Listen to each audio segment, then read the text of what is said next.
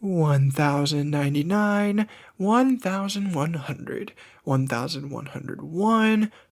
Oh, sorry guys, you caught me in the middle of counting all the Miis I've street passed.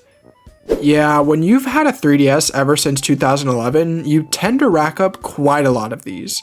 And despite having Miis for some of the people I value most in my life, they can't really compare to special Miis. Alright, so everybody knows how Street Pass works, right?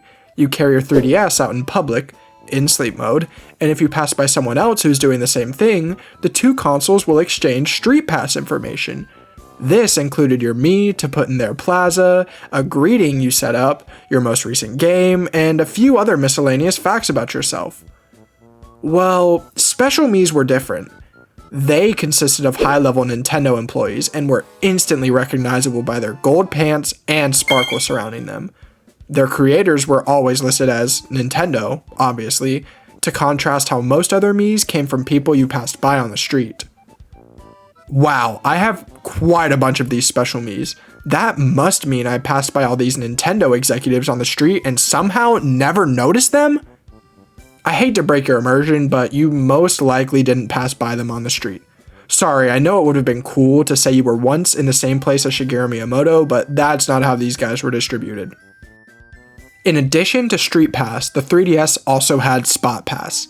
This feature allowed Nintendo to send you information wirelessly, so long as you were connected to the internet or within range of a Nintendo zone. These were wireless download hotspots that Nintendo would set up in places like airports, shopping malls, and obviously the Nintendo stores.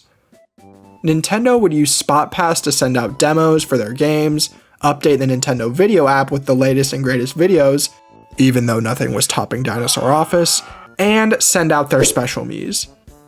Now, special Miis were given out for special events, so their availability was limited to the time frame that these events were taking place in. Something like a big new game release, a convention, and other momentous occasions like that. And not too many ended up coming out, making the ones that did all the more important. Whenever a special Mii was being given away, you would find a little alert up in the notification center for the 3DS, and oh boy, let me tell you, every time I saw one, I was ecstatic. Not only to have someone big and notable in my Mii Plaza, but also because special Miis help you a ton in the Street Pass games.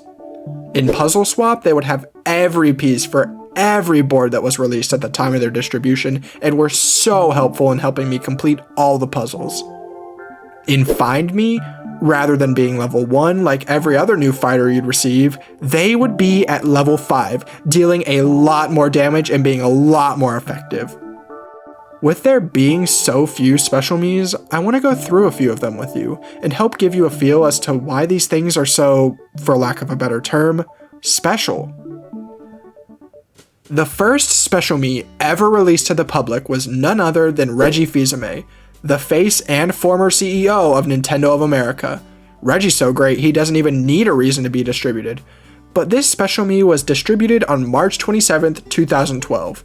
What's so important about this date, you might be asking? Well, for anyone who's obsessed with the 3DS like I am, you would know that it's the 1-year anniversary for the console. Reggie's most recently played game is Kid Icarus Uprising, an excellent choice. I just remember getting on my 3DS one day during my spring break and receiving this Mii. Although I didn't have too many Street Passes when I was younger due to none of my friends having a 3DS, I valued Reggie's Mii, and there aren't many gaming memories that beat this for me. Reggie would also end up being one of the final special Miis distributed to celebrate the release of the new 3DS XL. I do like the fact that in this iteration, he's wearing an Epona hat with his most recent game being Majora's Mask 3D. Now, most people won't know who this next special Mii is, but it's Scott Moffat, Executive Vice President for Sales and Marketing at Nintendo.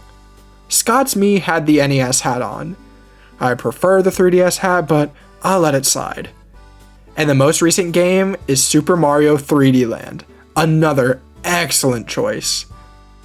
This special Mii was released only 2 months after the first to celebrate that year's E3 presentation.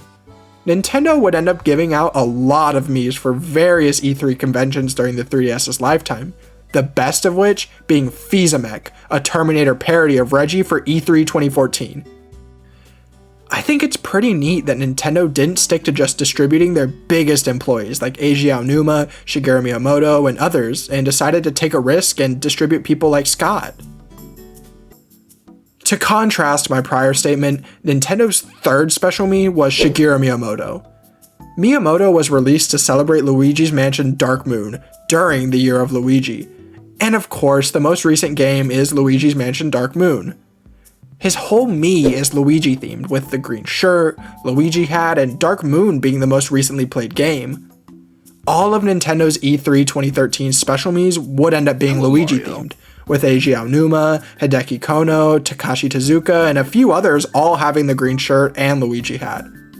Except for Kensuke Tanabe.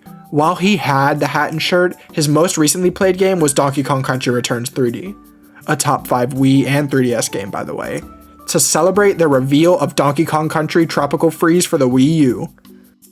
You know, it's stuff like this that makes me really miss this era of Nintendo, when they'd put an effort to try and connect with their community. The oddest Special Mii, and one of the few to break the Nintendo employee trend that the Miis abided by, was Jamie Anderson, Olympic snowboarder during the 2014 Sochi Winter Olympics. They should update her Wikipedia page to include was distributed as a Special Mii by Nintendo, since that accolade obviously tops any of her X Games medals or Olympics appearances. Why did Nintendo distribute this Mii? I'm not too sure. I've been digging around for an answer, but I can't really find any info about it. Nonetheless, it's neat. There were a bunch more Special Miis released to commemorate new games and old ones being released through Virtual Console, and all of them hold a dear place in my heart. It just kinda supports the bigger message that Nintendo has changed to be a more corporate company and has abandoned their community-built roots by getting rid of fun interactions like these. I don't know if I can speak for everyone out there, but I really value all these limited time Miis, since I can remember receiving each and every one of them and how excited I was doing so. Hopefully, with the release of Nintendo's upcoming console, they can return to having greater interactions with the millions of fans out there, because the twice-a-year Nintendo Directs aren't cutting it anymore. If you have any experiences receiving these Special Miis, let me know down in the comments below. I put my new and shiny Discord server down in the description if you want to yap about video games or sports or whatever. Please be sure to like and subscribe, it would really mean a lot to me, and I hope you have a great day.